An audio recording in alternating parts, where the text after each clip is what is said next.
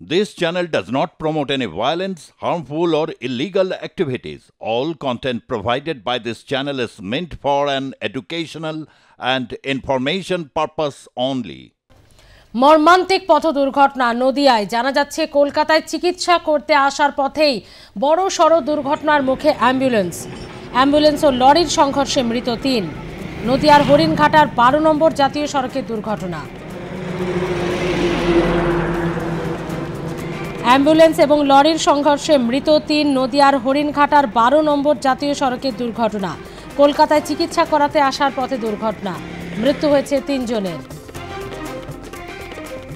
Ambulance এবং লরির সংঘর্ষে এই দুর্ঘটনা বলে খবর। নদিয়ার হরিণঘাটায় মর্মান্তিক পথ দুর্ঘটনা। কথা বলবো বিশ্বজিৎ দেবনাথ রয়েছে নদিয়া থেকে আমাদের প্রতিনিধি। বিশ্বজিৎ, মর্মান্তিক পথ দুর্ঘটনা, প্রত্যক্ষদর্শীরা কি বলছেন?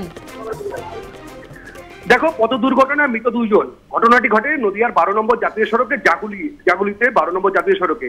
সেটা যে মধ্যরাতে যেরকম গতকালকে ঠিক বারাসাত থেকে একটি লরি ১০ চাকার লরি কিন্তু আসছিল, কৃষ্ণনগরের দিকে আসছিল। ঠিক রং সাইডে একটি অ্যাম্বুলেন্স ঢুকে যাওয়ার পর মুখোমুখি সংঘর্ষ হয়। অ্যাম্বুলেন্সের চালক সমেত রোগী সমেত ৩ জন মারা যায়, এরকমই জানা গেছে। তাদেরকে সঙ্গে সঙ্গে হরিণঘাটা মোহনপুর পুলিশ প্রশাসন ঘটনাস্থলে ৩ জনকে নিয়ে যান হরিণঘাটা স্বাস্থ্যকেন্দ্রে। তারপর চিকিৎসকরা মৃত বলে গণ্য করে। এখনো পর্যন্ত একটি অ্যাম্বুলেন্স আর একটি ১০ চাকার লরি পুলিশ কিন্তু বাজেয়াপ্ত করেছে।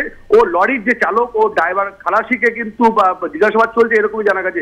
এখনো পর্যন্ত এলাকায় থমথমে রয়েছে ১২ নম্বর জাতীয় সড়ক। ঘটনাস্থলে কিন্তু হরিণঘাটা মোহনপুর পুলিশ প্রশাসন তদন্ত শুরু করেছে।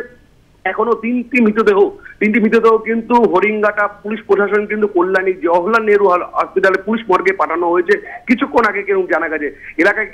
এলাকায় কিন্তু এখনো পর্যন্ত ঘটনাস্থলে হরিণঘাটা থানা পুলিশ তদন্ত শুরু করেছে।